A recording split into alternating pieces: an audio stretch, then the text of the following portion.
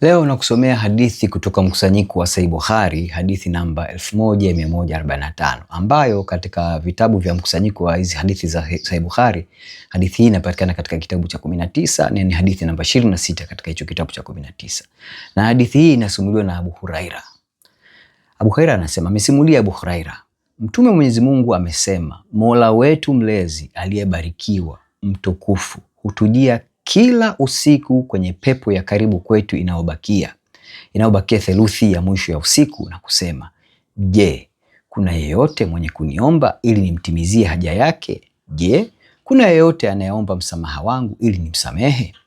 Anachosema hapa Abu Huraira ni kwamba alimsikia Muhammad akisema kwamba kila inapofika theluthi ya mwisho ya usiku, huyu Allah hushuka kutoka katika juu ya mbingu ya saba, anashuka katika mbingu ya chini kabisa, mbingu ya kwanza, ili apate kuzungumza au kusikia maombi ya waja wake, aidha kwa anayeomba haja yake amtimizie, au anayeomba msamaha ili apate kupewa msamaha. Naam, ndugu yangu, hadithi hii inatufundisha mambo mengi sana, jinsi gani huyu Allah alivyo mbali kabisa na waja wake, kwa sababu kwanza hana uwezo wa kuingia katika uumbaji wake, na hana upendo wa kushuka mpaka chini. Hata huu muda anaotumia kuja kuzungumza na dada wake ni muda ambao kwa kweli ni wa kushangaza sana. Theluthi ya tatu ya usiku, maana yake ni muda kati ya saa 9 usiku na saa 12 alfajiri. Hii ni muda ambao karibu kila mwanadamu anakuwa amelala, kwamba huyu Allah anasubiri mpaka mmelala ndio ashuke ili apate kukusikia. Hilo la kwanza. Na swali lingine la msingi sana, theluthi hii ya tatu ya eneo lipi la dunia? Kwa sababu dunia ni duara. Kila lisaa linalokwenda kuna pande fulani ya dunia ambayo inaingia katika theluthi ya tatu ya usiku. Huyu Muhammad ni wazi kabisa alikuwa anaamini dunia ni tambarare, kwamba dunia nzima inapata muda ule ule, kwamba inapofika theluthi ya tatu ya usiku kwa pande zote za dunia ni theluthi ya tatu.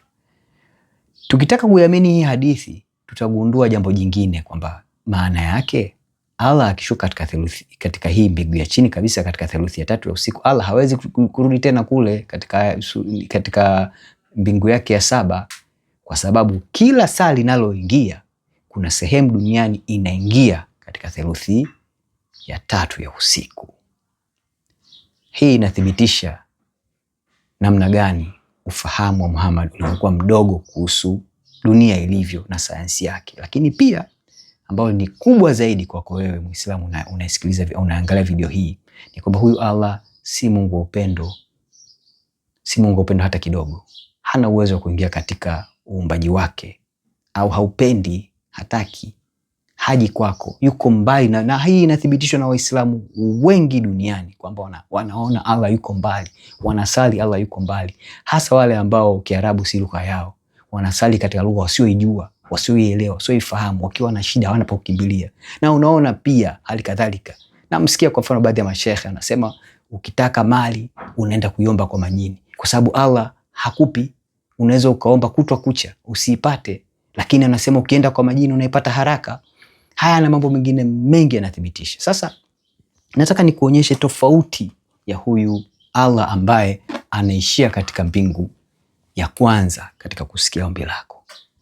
Sikiliza kauli ya Bwana wetu Yesu Kristo anayosema katika Injili ya Yohana Mtakatifu sura ya 14 na kusomea kutoka mstari wa 20 mpaka 23. Bwana Yesu anasema hivi: siku ile ninyi mtatambua ya kuwa mimi ni ndani ya Baba yangu, nanyi ndani yangu, nami ndani yenu. Yeye aliye na amri zangu na kuzishika, yeye ndiye anipendaye, naye anipendaye atapendwa na Baba yangu, nami nitampenda na kujidhihirisha kwake. Yuda yule ambaye si Iskariote akamwambia, Bwana, imekuwaje ya kwamba wataka kujidhihirisha kwetu wala si kwa ulimwengu? Yesu akajibu akamwambia, mtu akinipenda atashika neno langu, na Baba yangu atampenda, nasi tutakuja kwake na kufanya makao kwake. Ni upendo wa hali ya juu huyu Mungu Yahwe anaishi katika nafsi tatu, Baba, Mwana na Roho Mtakatifu, kwamba unapomtii mwanae mpenzi Yesu Kristo, unaposhika mafundisho yake na sheria zake, basi Baba yake aliye mbinguni atakupenda. na upendo huo utajidhihirisha kwa sababu ataishi ndani yake huyu ambaye amemtii Bwana wetu Yesu Kristo na kushika neno lake. Hashuki mpaka mbingu ya kwanza kusikilize kwa mbali saa 9 za usiku au saa 10 za usiku. Anashuka, anakaa ndani yetu. Na tunaona hii katika Yohana 3:16. Anasema jinsi hii Mungu aliupenda ulimwengu hata akamtoa mwanawe wa pekee, ili kila amwaminie asipotee bali awe na uzima wa milele. Ndugu yangu Muislamu unaangalia video hii, nafahamu wengi wenu kwa miaka mingi mmemtafuta Mungu kwa ukweli na kwa dhati kabisa. Lakini niwaambie ukweli, kwa Allah yuko mbali na wewe. Njoo kwake Yesu, utapata pumziko, utapata amani, utasikilizwa shida zako, na Yesu atakuja, atakaa ndani yako. Anapokuja Yesu na Baba wa mbinguni naye anakuja, na anapokuja Baba na Yesu Kristo na Roho Mtakatifu naye pia anakuwa ndani mwako.